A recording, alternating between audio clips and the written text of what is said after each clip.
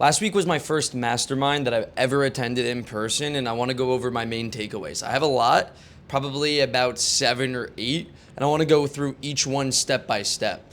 So, I had seen clips and videos and watched hours worth of YouTube content from other people's masterminds. I've watched Sam Ovens' masterminds, I've watched William Brown's masterminds, I've watched Charlie Morgan's, I've watched all sorts of people. And I didn't understand how important they actually were to attend and how much greater potentially they could be than even investing in coaching online until I had actually done it myself. So when I had found out that it was, $1,000 for the day, I thought that's actually quite affordable because I'm fucking congruent and I put my money where my mouth is. So it did not disappoint. It was not a waste of money. In fact, it was exactly the opposite. It's exactly what I needed to do. And as I'm speaking, I thought of a new point, which is that it pays to pay to get into a room. So we're going to talk about that at the end. But I'm going to go through each speaker. There was 4 speakers. There was Tom Strickland. Okay, he runs Edge and Raw Global. That's organizing luxury trips and a group that exists within Bali as well. There's Rue Fahim. So he is a health specialist for millionaires and billionaires. There's Orlando Santucci, and there was Piero. And I feel bad because I don't have his last name. I don't remember. So Orlando is for sales. Piero is for public speaking, storytelling, and networking. Now, I'm going to go through the takeaways I had for each of those 4 people, and I'm also going to go through a couple other takeaways I had as well on the day. So first, let's go through Tom Strickland. Now, I was invited to this mastermind by him because I had networked with him, and I was invited to his founders dinner prior to this event. And he told me he would be speaking at the mastermind later that week on the weekend. And he said, what do you want to actually get out of this? Like, what questions do you have for me specifically? And I kind of helped him in a way via my line of questioning, put together exactly the topics about what he was going to speak about. So if it's valuable to me in my funnel, then it's going to be valuable to you guys as well. So it's really important that you listen to this. Now, I wanted to know, how do I create the perception of my brand of others wanting to be around me and wanting my lifestyle? Because I already know that I do cool shit. But how does he think about documenting the cool shit? How does he create that perception in the minds that his brand is unique, it's powerful, it's luxurious, right? How does he take the world that he has and actually position himself in that way online? So, because there's plenty of people that live that lifestyle, but they suck at kind of putting it together in a digital format. So he had a kind of a 3-pronged approach to this. And the first one was, be the guy. So become the fucking guy that you want to be. The second step was do the cool shit. And the third step was document the cool shit. And I'm going to kind of go through the tactics of what he spoke about within each of these. So first, becoming the guy. Guess what?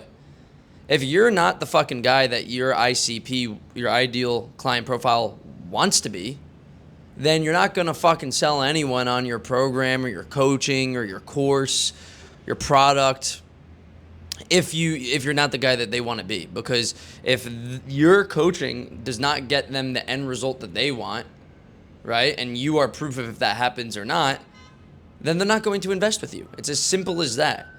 So you have to work backwards from the end goal. You have to work backwards from you and who you are, who you want to become. What is your identity? Because if your identity is not take on the form of the one that your ideal client wants to take on, then you have to do some serious soul searching as to who your ideal client actually is and who you are, who you should be.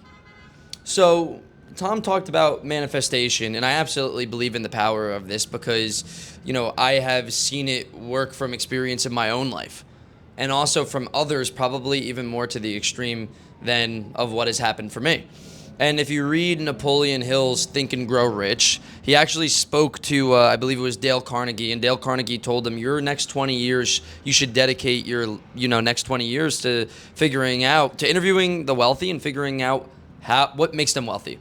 How did they get there? And Napoleon Hill talks about the power of manifestation. He also talks about the power of finding a mentor and masterminds, right? So he is kind of one of the original people that pulled all these pieces together. But how do you actually do manifestation? Well, there's lots of different things. There's lots of woo-woo, weird spiritual shit. And I don't know exactly the mechanism for which it works, if it's just purely logical, or if there's actually something spiritual going on. Perhaps both. But here's kind of a step-by-step process that you guys could do in a very easy way.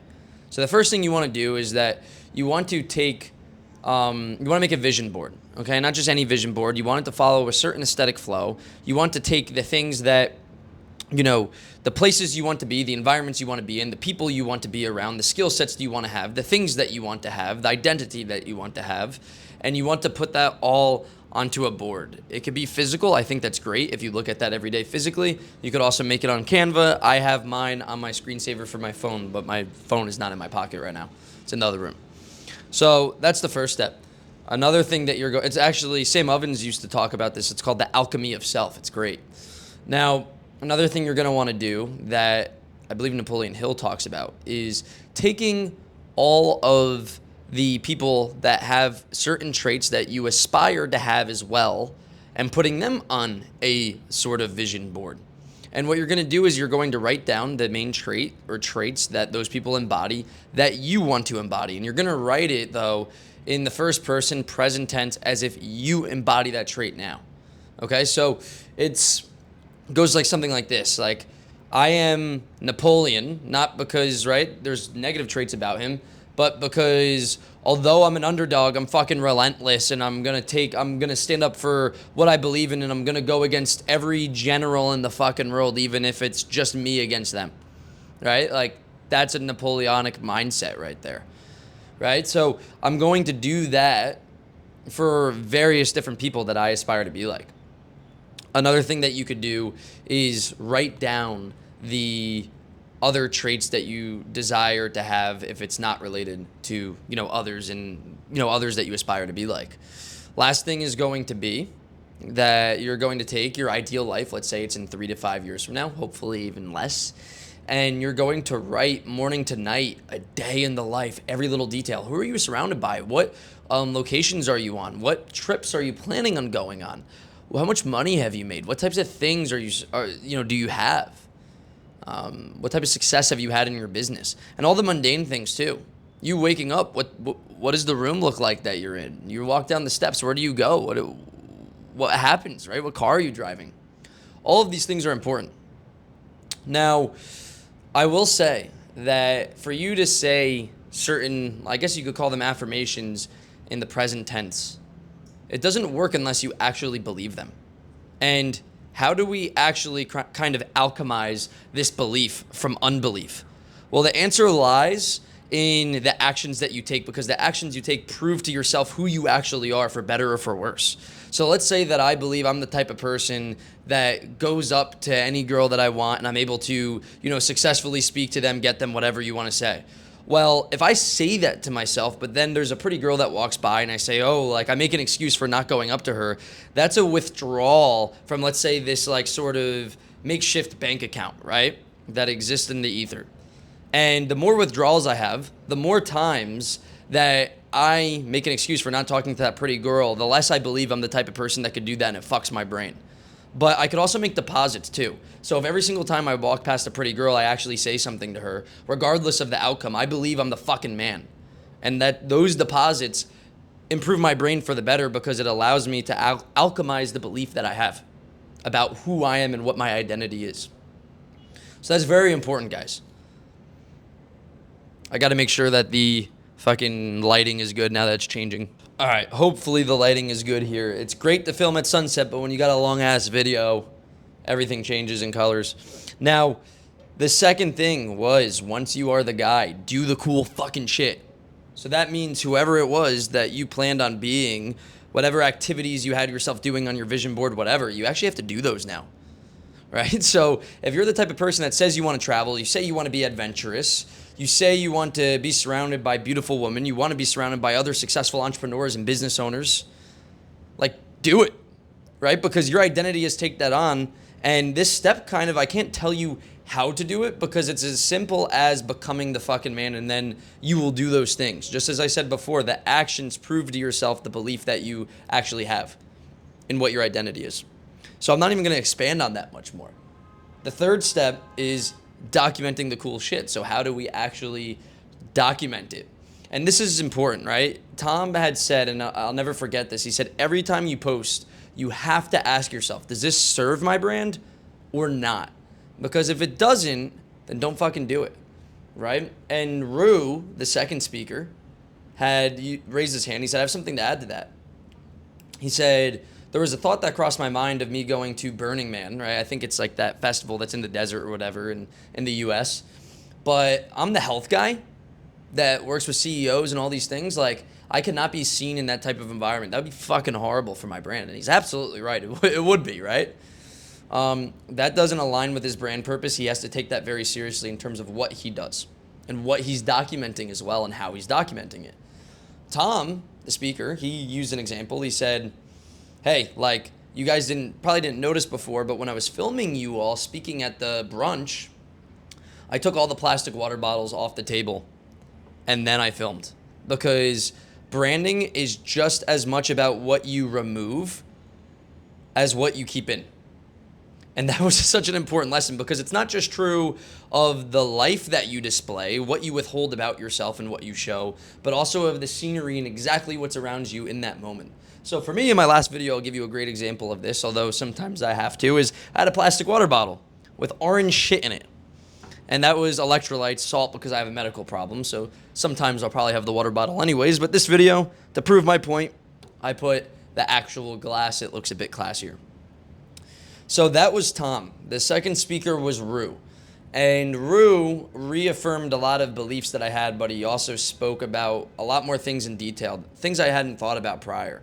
So Rue works with millionaires and billionaires to improve their health, and in turn, that definitely improves their business.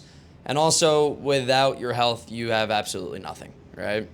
So Rue does 7 tests to see if, someone, where people can optimize their health. And one of the big takeaways that you guys could probably take from this, and I've always believed this as a fitness and nutrition coach, is that we will not recommend supplements to you or any protocol unless we actually get the test done and we know what to actually fix, right? What the root cause is and how we could solve that. Because a lot of people will take a supplement to mask an issue, and the root cause has nothing to do with a supplement. It has to do with toxins in the environment or your gut health and how it metabolizes certain things. So Rue went into strong detail about this. He does 7 different tests. He does x-rays first to make sure you don't have any cancer in you, because he wants to outrule the worst case scenario. If he puts you on peptides, and that means that, that could fuck you up and grow that, cancer, that cancerous cell. So we've got that, and then he goes through like gut health and toxins, and I think toxins were first, and then it was like parasites, gut health, some sort of it was like genetic testing, blood work. Like blood work was a lot later, and that's something that should be eye-opening to you guys as well. But here's what relates to you guys as entrepreneurs, and I will say that this is very important. He said a lot of us are working 12, 14 hours a day, and he said, I like the work, but most people cannot sustain successful 12 to 14 hour days. And if you want to be the type of person that does that, you have to offset it with certain tools, right? So like, let's say that you're consuming blue light on a screen for 14 hours straight in a day. What are you offsetting that with? If you're working rigorously for 10 hours a day, are you offsetting that with a couple hours like in nature, meditating, breathing work? Because the answer is probably not. So when you have all these stressors on your body, how can we counteract that? And he said, some people said, I don't believe in any modern medicine whatsoever. I don't believe in any supplementation if it's unnatural. And now, of course, I try to keep things as natural as I can as a first priority, but Rue said something I definitely agree with. And he said, in a unnatural world that unnaturally fucks up your bodily systems, we need to use unnatural methods and tools in order to remove the things that have fucked up our bodies. And he's absolutely right. Right? If there's toxins that should not exist on Earth, if there's pollution and different parasites that previously did not exist, but it's because of us that have screwed it up and made it a much less natural world, we need to rely on some unnatural methods to, remove that negative effect from our body. And that in turn is going to make us far more productive as entrepreneurs, as business owners.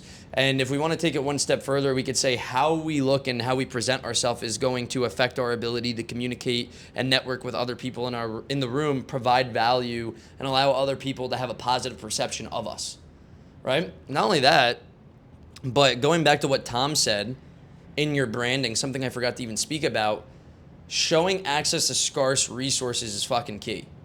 So a scarce resource could be money, it could be beautiful woman, it could be a fucking Bugatti, it could also be a six-pack.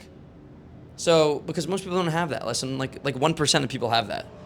So you need to optimize your health, because health in 2026 and the visual perception of it as well is a scarce resource. Now, I'm going to go on to the third speaker. That was Orlando. And he spoke about sales. And that was probably the person that provided a shit ton of value to others in the room. He provided value to me as well.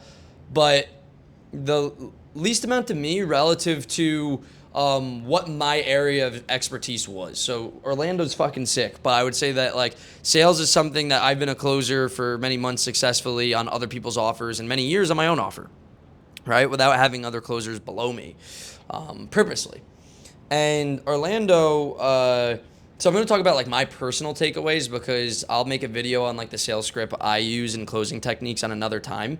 But Rue raised his hand and he said, hey, I have an issue where my clients say like they don't have enough time or they want to start in a couple months, whatever. And Orlando wanted to prove the point that you dig deeper into the objection itself. So I don't know if I could like role play with myself necessarily, but like let's say someone says, hey, I feel like let's say you're in the discovery phase even, and someone says they want to be healthier. Okay, what do you mean by you want to be healthier? Well, I want to look good. Okay, do you mean like you want to look good in terms of you want to build muscle or you want to lose fat? Well, I just want to... I want to have a physique like Christian Bale, like in Batman. Okay, so Christian Bale, he had more muscle. He also had less fat than you. Would you be looking for both? Yeah, I'd be looking probably for both. Okay, based on where you are right now, like how many pounds of muscle would you want to build? I'd want to build, a decent amount of muscle. I'm not really, definitely a good amount though relative to what I have. Would you say 5 pounds, 10 pounds? Maybe like 10 pounds of muscle, I'd be pretty happy. Okay, cool. And in terms of fat, like how many pounds of fat would you want to lose? Okay, well, I never really thought about that much. Cool. Well, it doesn't have to be exact, but if you could just put a number on it so we have a direction of where you want to go, what would you say? Oh, like 10 pounds to start, that would be great. Cool. And then you move on, right? So something as basic as that, just to get specific details that you could leverage later and customize the pitch to that person, extremely important. Second thing that was very eye-opening from Orlando is that a lot of people that are not great at closing, their close rate could improve, whether they're on someone else's offer or their own offer. They're under this false impression that it's you against the prospect. And a lot of times it's because we see this content on Instagram that's honestly kind of bullshit and people are probably faking their sales calls half the time, where it seems very much me against them. Oh, look how much I wrecked this person. Like I made them, I made them realize how fucking stupid they were. That's not the tonality. Like you have to play to your strengths, of course, but it's not the tonality you really want to have. It's not the right frame, right? Instead, it has to be you and the prospect against the problem, because then there could never be much friction and the prospect could never really be, the prospect could never be justified in being angry at you if you're trying to solve their problem with them. Right, so in the same way that if I was doing in-person sales and I had a sales manager and myself as a closer, right? When I was an in-person fitness coach, I would never sit with the sales manager looking at the prospect, right? I would sit with the prospect looking at the sales manager, because the sales manager is going over the pricing, and that's the problem we were trying to solve. It's like, how are we going to pay for this thing? How are we going to make this package work? Right? Because in-person sales, it was a little different than online. So I hope that makes sense. Now, the fourth person was Piero, and Piero and I really hit it off. He had told me a little bit about his background, and he actually did it in his speech as well. But he had said that, I think it was 6 months or a year ago, he had never really spoken at a mastermind before. He spoke to William Brown in person, and he wasn't making anywhere close to the amount of money William Brown was making. but he was able to provide value to him anyways and close him on the idea of speaking at his mastermind. And I thought, that's fucking crazy. Like, you went from not even having seemingly a thriving business to speaking at William Brown, someone who did $1.2 million last month as of, May 13th, 2026. You spoke at his mastermind. How, right? And that's because one of the big lessons of this all is that you could provide value to people who have a lot more money than you, who have a lot more things than you, and have access to a lot more scarce resources than you. But how do you do that? Right? That comes from the stories that you have, because the stories you have are a scarce resource, right? If you take the average billionaire, they can have taste in lots of cool things, in cars, in artwork, all this stuff, right? But they could be fucking boring as hell in terms of how they tell that story, and also like the experiences that they actually have lived out. So if you're someone that, kind of is a mundane multimillionaire, multi-billionaire, does the same thing every day, it's only about business. As a human being, deep down, either way, whether you lie to yourself or not, you are craving unique experiences. You are craving stories. Like, that's how humans connect. And if I'm in the room with a billionaire, I'm confident that I could provide value. I've actually been in the room with 2 billionaires, by the way. And I have provided value to them in the way of my stories. And that was at a young age as well. And I'm only getting better at this. But if that billionaire that I just described, that's very boring, speaks to me, and I talk to him about, how I almost got thrown into the Nile River by the Egyptian mafia, and I tell that story in the right way, that's going to be very interesting to him. That story is essentially a scarcity, because he doesn't have those stories, and he doesn't have access to many friends that have those stories because they're all like him. Do you guys see what I'm getting at? This is huge, guys. Like, this is very important.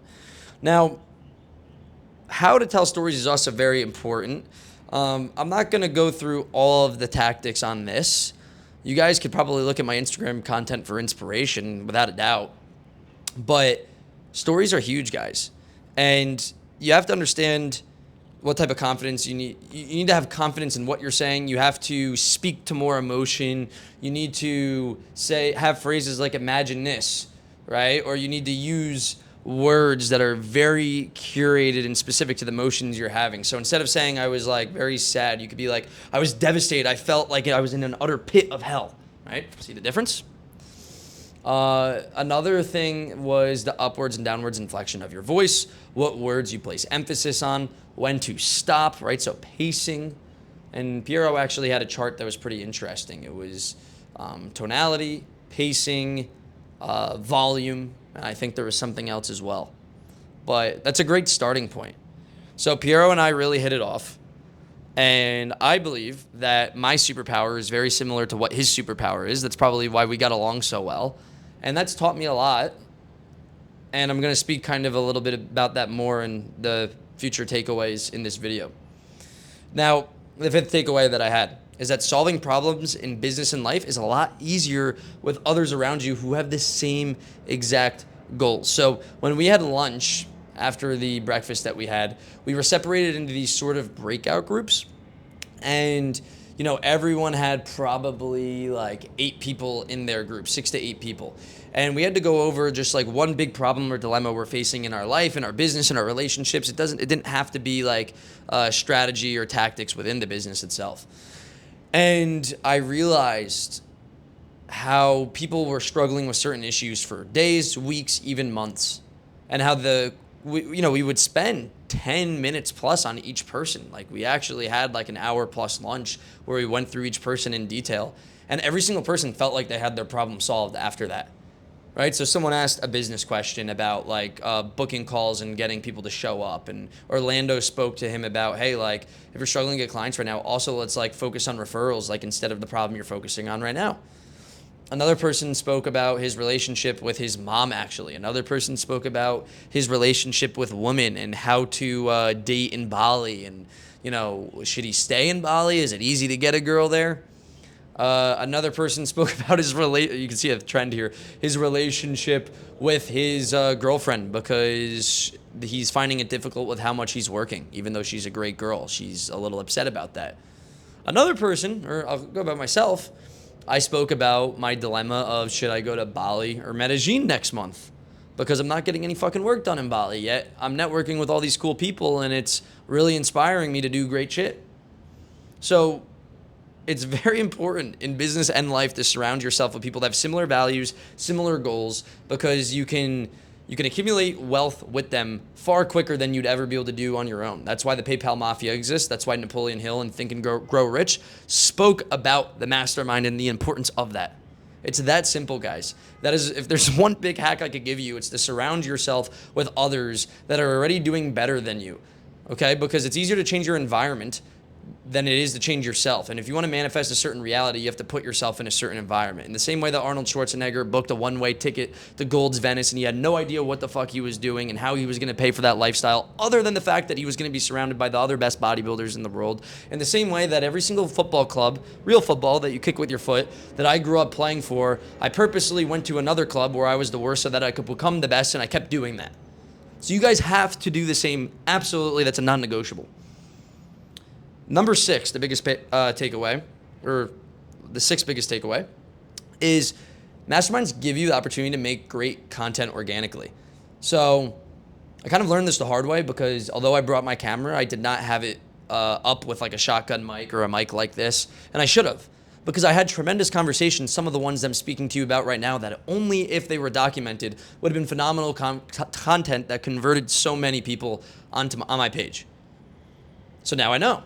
I got a shit ton of B-roll. That's going to be great for my storytelling videos, my shorts, creating a certain perception. I got videos with William Brown Orlando in the same frame. That makes me look more like an authority. That's great, right? That's the sauce, guys, by the way. Like, if you're around, if you want a growth hack and create like a perception of who you are and sell by association, as I've talked about in other videos, anytime you're around people that are in your space, like, be the fucking man, be cool with them, where it's simple enough for you to just go up to them with like a 0.5 zoom out on your phone camera and be like, yo, what's up, bro? Like, that's it. And now you have video with them, right? So I started to do that with a couple people because I had got that sauce from someone else. So that's the 6th takeaway. 7th takeaway, there's no reason that you can't speak at a mastermind right now, where you are. Because like Piero said, you could provide value to people that are many steps ahead in one area, or in many areas. But if you're one step ahead of someone in an area that they need help with, then you have access to something that they do not have access to, right? And that's going to be valuable.